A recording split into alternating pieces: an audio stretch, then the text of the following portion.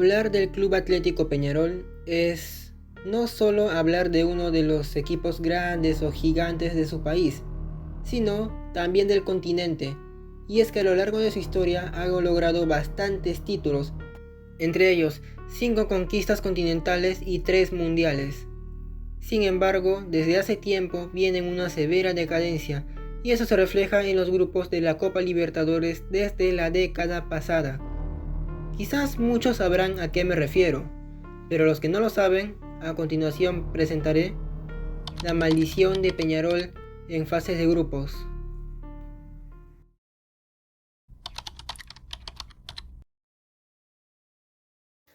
Inicia la segunda década del milenio y Peñarol llega como campeón local. Comparte el grupo 8 con Liga de Quito, Independiente y Godoy Cruz. El Manya queda segundo con 9 unidades, avanzando por segunda vez en el siglo a octavos de final. Vence al Inter de Porto Alegre en un global de 3-2, luego en cuartos por el mismo marcador global a la U Católica de Chile, y en semis se impone por el gol de visitante frente a Vélez Sarsfield, llegando a la 10ª final de Copa Libertadores en su historia, con la ilusión de ganar su sexta copa luego de 24 años. Para ello debía superar nada más y nada menos que el Santos de un tal Neymar Jr. Empatan la ida en Montevideo, pero la vuelta la pierden en Brasil por 2-1, terminando el partido en una tremenda trifulca y con la derrota del conjunto carbonero, pero esto sería el inicio de lo que vendría más adelante.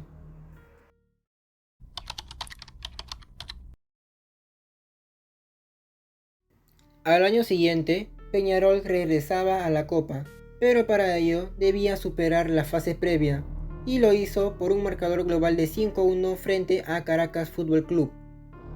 Volvería al grupo 8, pero esta vez con la U de Chile, Atlético Nacional y de nuevo Godoy Cruz. Empezó de la peor manera, cayendo por la mínima ante Godoy Cruz, pero de local 4-0 ante el Verdolaga. Luego empata ante el Buya y cae ante el mismo después. Nacional lo vuelve a golear y aunque sea consigue su única victoria frente al Tomba, haciendo tan solo 4 puntos y quedando último del grupo.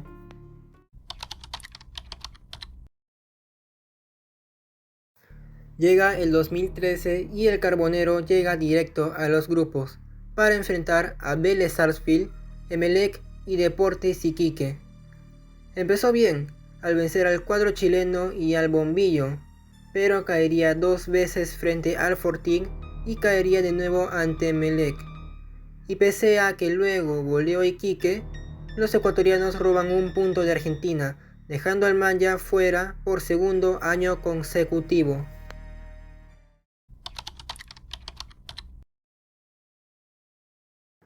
Llegando como el campeón local, volverían a otro grupo 8, esta vez con Santos Laguna, Arsenal de Sarandí y el actualmente desaparecido Deportivo Anzoátegui.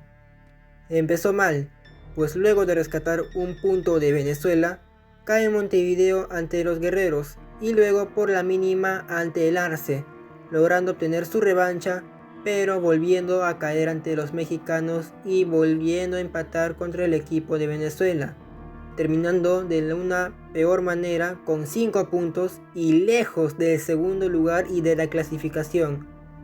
Desde aquí ya se veía al Manya en un severo declive.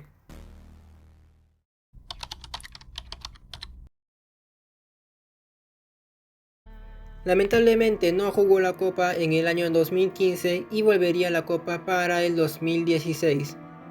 Compartió el grupo 4 con Atlético Nacional, campeón de aquella edición, Huracán y Sporting Cristal. Arrancaría de la peor manera, empatando ante los celestes, pero cayendo de local ante el Globo y luego 2 veces ante el Verdolaga. 2-0 en Medellín y como en 2012 4-0 en Montevideo. Y más adelante confirmaría su eliminación con un empate en Argentina y consigue su único triunfo ante los peruanos, remontando un 3-1 en el campeón del siglo, consiguiendo así un nuevo fracaso como para su historia.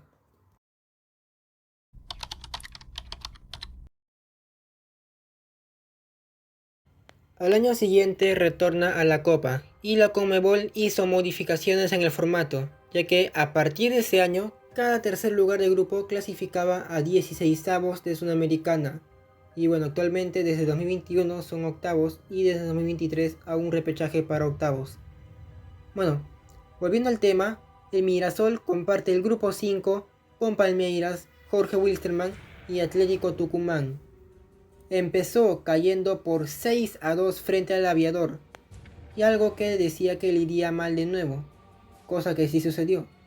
Vence a los argentinos, pero el Verdao les gana por el mismo marcador de ida y vuelta.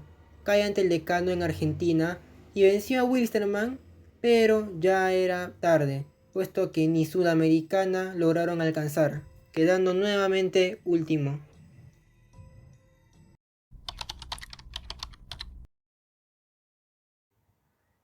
Para 2018 llega como bicampeón uruguayo y comparte el grupo con Libertad, Die Strongest y nuevamente con Atlético Tucumán.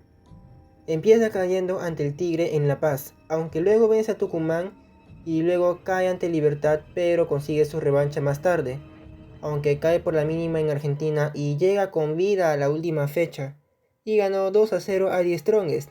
Pero lamentablemente tras el empate de Tucumán en Asunción, el Manja tuvo que conformarse con ir a la Copa Sudamericana, donde lamentablemente cayó ante el futuro campeón de esa edición, Atlético Paranaense.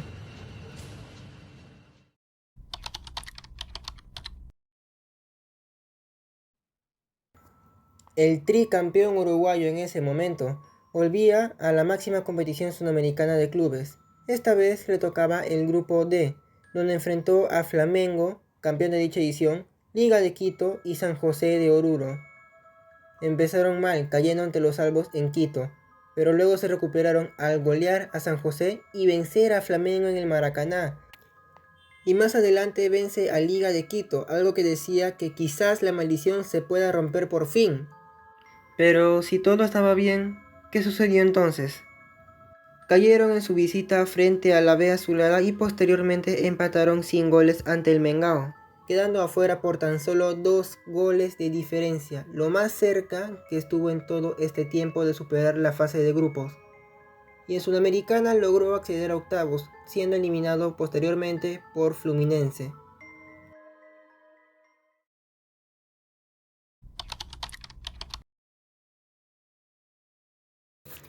Continuamos con el año de la pandemia, en el cual el Carbonero enfrentaba en su grupo a Jorge Wilstermann, Atlético Paranaense y Colo-Colo. Empezó cayendo derrotado ante el Furazao y luego venciendo al Aviador. Y luego de 6 meses de parón por la COVID-19, visita Chile, donde cae por la mínima ante el Cacique y luego cae también ante Wilstermann en Bolivia por 3-1. Después de esto golea a Colo-Colo por 3-0 y vence a Paranaense por 3-2, haciendo 9 puntos y pareciendo que todo iba a marchar bien. Pero luego de la sorpresiva victoria de Wilstermann en Santiago, el Manja queda afuera de la Copa una vez más. Y en Sudamericana ni qué hablar, pues quedó afuera en 16avos frente a Vélez, empatando ambos partidos, pero imponiéndose el conjunto argentino por el gol de visitante.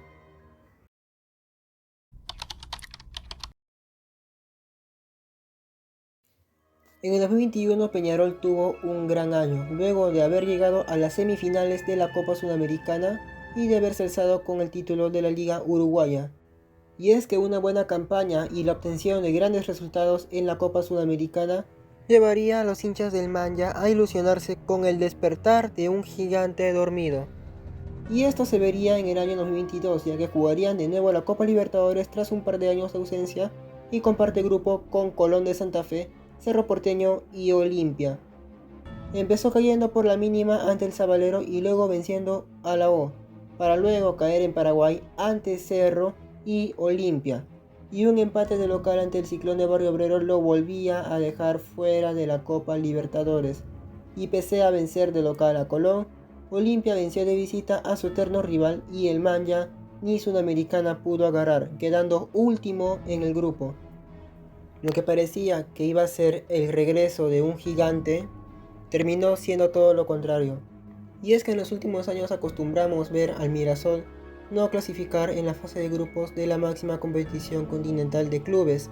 Esto ya era una maldición en su totalidad, porque venían a hacer una buena campaña el año anterior, pero lamentablemente regresaron a lo que era su realidad actual.